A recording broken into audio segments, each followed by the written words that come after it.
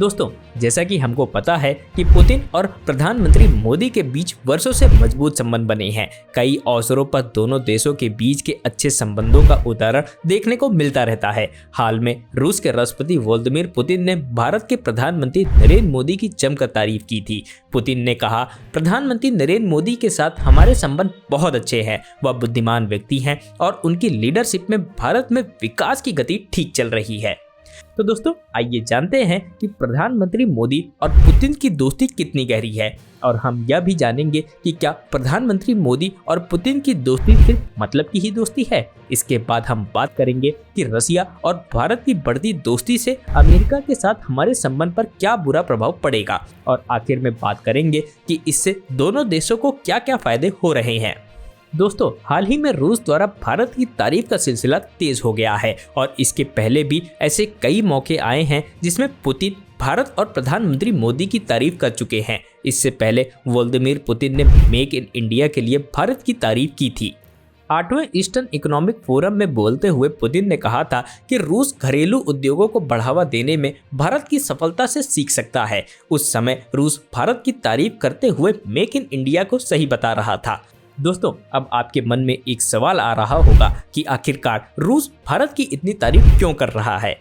दोस्तों, इसकी कई वजह हो सकती हैं, जिसमें एक वजह हो सकती है यूक्रेन रूस युद्ध में भारत का रूस के लिए एक सॉफ्ट कॉर्नर होना, क्योंकि सभी पश्चिमी देशों की सरकारों ने रूस के खिलाफ जमकर आवाज उठाई थी और रूस पर कई तरीके की प्रतिबंधियां भी लगाई थी। लेकिन उससे ठीक उल्टा भारत रूस के खिलाफ कभी खुल के नहीं खड़ा होगा। हमेशा ही रूस के लिए भारत का एक सॉफ्ट कॉर्नर रहा है। दरअसल रूस यूक्रेन युद्ध के दौरान अमेरिका ने रूस पर काफी प्रतिबंध लगा दिए थे, जिसके कारण भारत और रूस का व्यापार डॉलर में नहीं हो पा रहा था।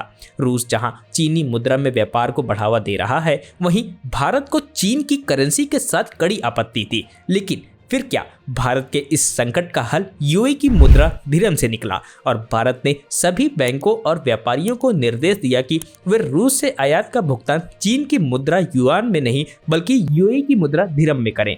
जिसके बाद से भारत रूस तेल का सबसे बड़ा खरीदार बन चुका है और कम दाम में कोयला और तेल भी मंगा रहा है। दोस्तों, आइए अब जानते हैं कि रूस और भारत की दोस्ती कितनी पुरानी है।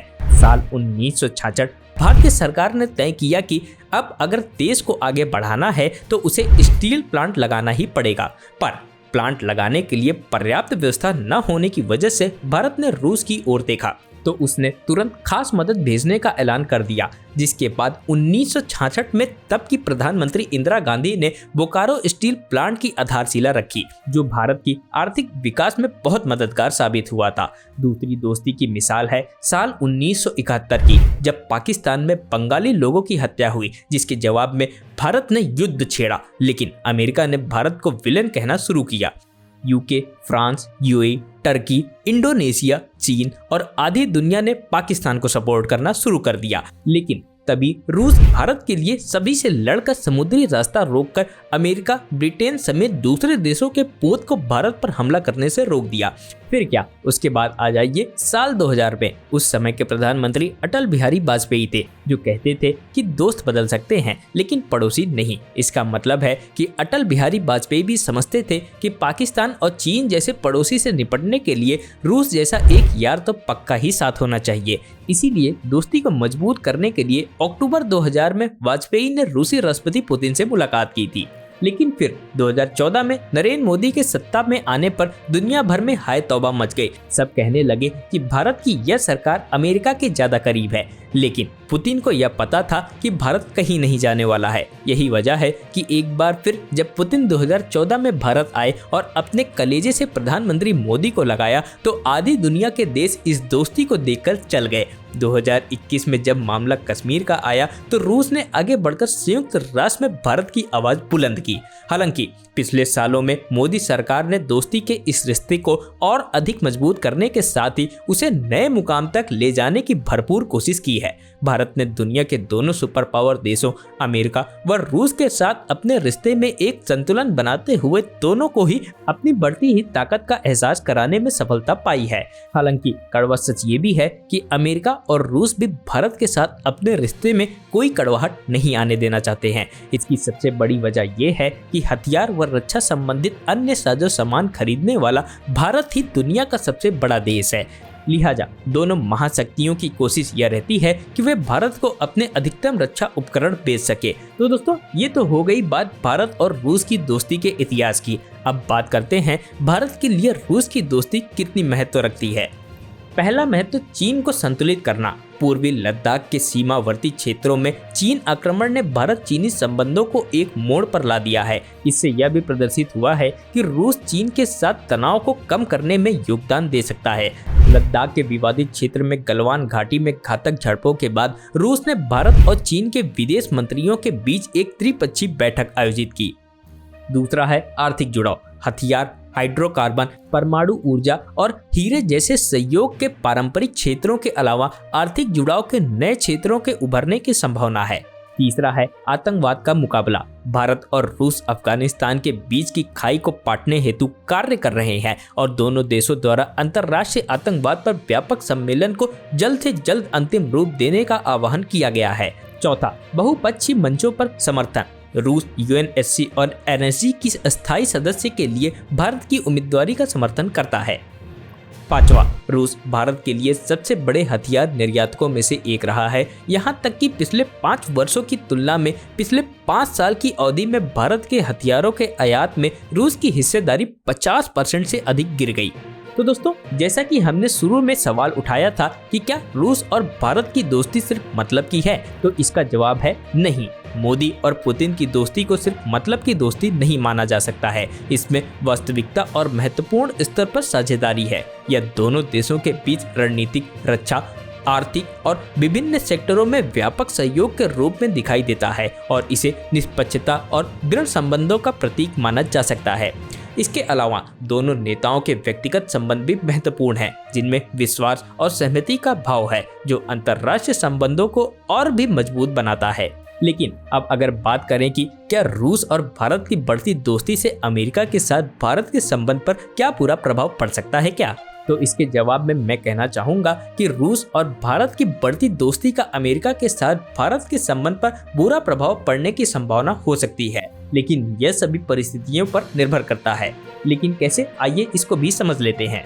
देखिए दोस्तों, भारत ने रूस से रक्षा सहयोग में कई महत्वपूर्ण सौदों पर हस्ताक्षर किए हैं, लेकिन यह आमतौर पर उसके रक्षा आवश्यकताओं को पूरा करने में मदद करता है। इससे बुरा प्रभाव पड़ सकता है क्योंकि अमेरिका भी भारत के लिए महत्वपूर्ण रक्षा संबंध का हिस्सा बनना चाहता है।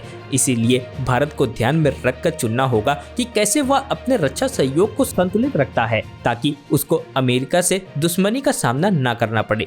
इसके अलावा आपको बता दें कि आर्थिक दृष्टि से भारत और अमेरिका के संबंध पर भी इसका प्रभाव हो सकता है, क्योंकि रूस के साथ भारत के व्यापारिक संबंध बड़े हैं, जो अमेरिका के साथ व्यापार संबंध को सीधे तौर पर प्रभावित कर सकता है। और सबसे ज्यादा जरूरी चीज है कि रूस और अमेरिका के बीच कोई टकराव न होना, क्योंकि ऐसा होने पर भारत एक बड़ी दुविधा में पड़ सकता है। इसीलिए अमेरिका के साथ भारत के संबंधों पर इसका बुरा प्रभाव पड़ने की संभावना है, लेकिन यह सभी परिस्थितियों पर निर्भर करेगा कि भारत कैसे संघर्ष करता है और अपनी रक्षा और राजनीतिक नीतियों का प्रबंधन कैसे करता है।